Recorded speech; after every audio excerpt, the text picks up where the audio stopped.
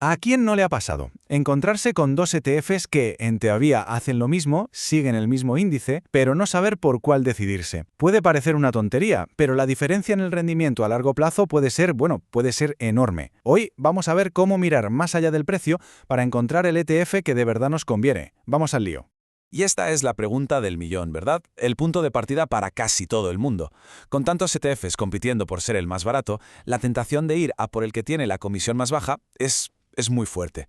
Pero, ¿es de verdad la estrategia más inteligente? Pues mira, la respuesta corta es que no. Pero lo interesante, lo que de verdad importa, es el por qué. Hay factores que no se ven a simple vista, como la eficacia con la que replican el mercado o incluso su estructura fiscal, y a menudo estos detalles importan muchísimo más que una pequeña diferencia en la comisión.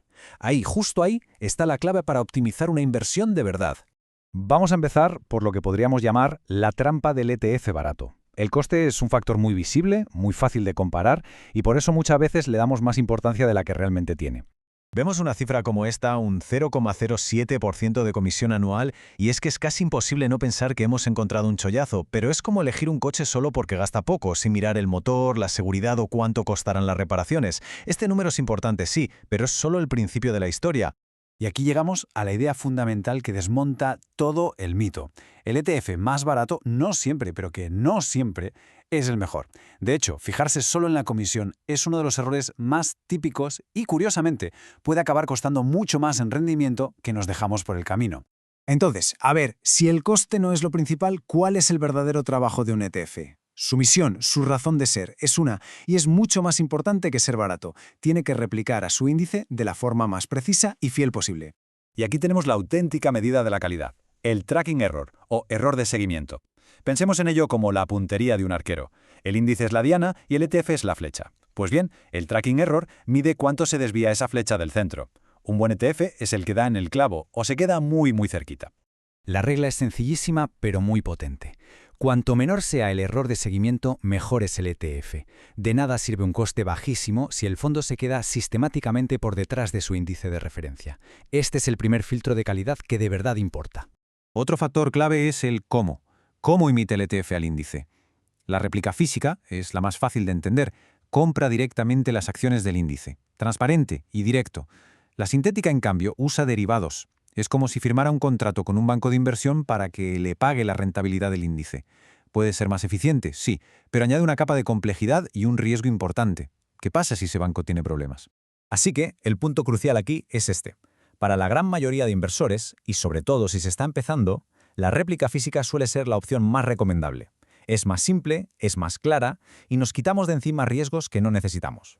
Vale, ahora que ya sabemos buscar la calidad, volvamos a los costes. Pero esta vez vamos a mirar más allá de la etiqueta del precio, porque hay otros factores, a menudo invisibles, que pueden morder nuestra rentabilidad final. Primero, el tamaño importa. Un ETF con más de 100 millones de euros en activos, lo que se conoce como AUM, suele ser más estable. Esto nos lleva a la liquidez. Si un fondo es grande, se compra y se vende mucho cada día. ¿Y por qué nos interesa esto?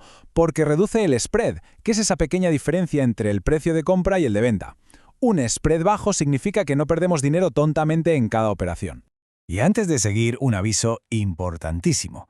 Un error de principiante, pero de los gordos, es comparar dos ETFs pensando que son iguales, cuando en realidad siguen índices diferentes. Este es el primer chequeo que hay que hacer siempre, sí o sí. Tomemos este ejemplo, que es un clásico. Un ETF que sigue el MSCI Chart World invierte solo en países desarrollados. En cambio, uno que sigue el MSCI ACWI, que suena casi igual, ¿verdad?, pues también incluye mercados emergentes como China o Brasil. Son dos mundos distintos con riesgos y rentabilidades potenciales que no tienen nada que ver. Ven, avanzamos a un aspecto que a menudo se nos olvida, pero que tiene un impacto directísimo en el bolsillo: la fiscalidad. La estructura legal de un ETF puede marcar una diferencia enorme en lo que nos queda limpio de polvo y paja. Aquí tenemos las dos opciones con los dividendos. Los ETFs de distribución los pagan directamente en la cuenta, lo que genera una obligación con Hacienda en ese mismo momento. Los de acumulación, en cambio, son más listos. Los reinvierten automáticamente dentro del propio fondo. Para quien invierte desde España, esta segunda opción suele ser muchísimo más eficiente porque aplaza el pago de impuestos y deja que el interés compuesto trabaje a tope. Y ojo, no hay que olvidarse del domicilio del ETF, o sea, dónde está registrado legalmente. Para un inversor europeo, los ETFs domiciliados en Irlanda suelen ser la opción fiscalmente más inteligente, sobre todo si invierten en acciones de Estados Unidos. ¿Por qué? Por los tratados de doble imposición. Luxemburgo es otra de las buenas alternativas. Perfecto, ya tenemos todas las piezas del puzzle sobre la mesa.